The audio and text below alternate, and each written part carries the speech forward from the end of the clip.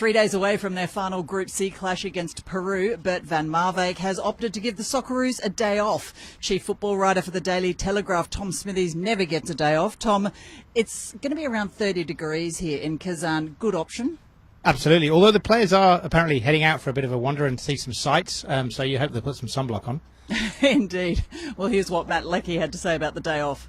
The coach decided that it's the best, and for the way I personally feel as well, I think it was a good idea. Legs are still pretty heavy, and I need to make the most of the recovery to feel really good for next game.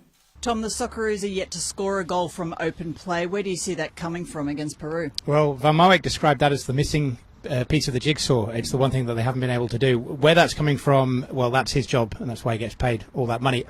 The question now is who starts in place of Andrew Nabood up front. There is a debate raging in Australia as to why Tim Cahill didn't get 15 minutes against Denmark. It seemed primed for Tim Cahill to come on and score. That's the sort of environment in which he thrives. He didn't come on.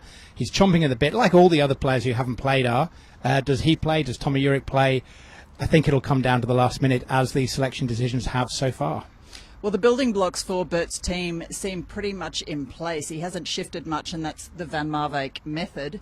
The players still maintain that there's plenty of competition within the group for those spots. Do you believe that? I think there is. I mean, he is a conservative coach, and he's got an 11 who understand the method that he wants and the style that he wants, and they're playing it.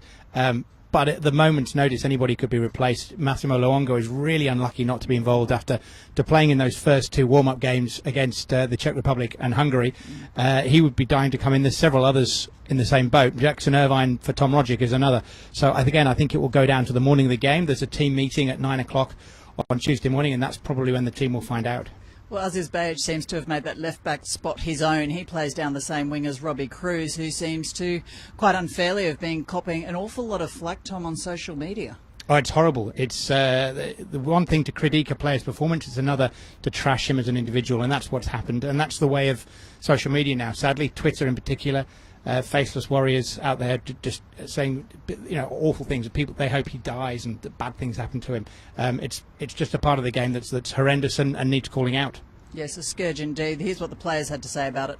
It's sad, I mean, we're representing our country as players, and he's doing all he can to represent him, his family, and the country. So for his own people, Australians, to be slagging him off, it's not okay, and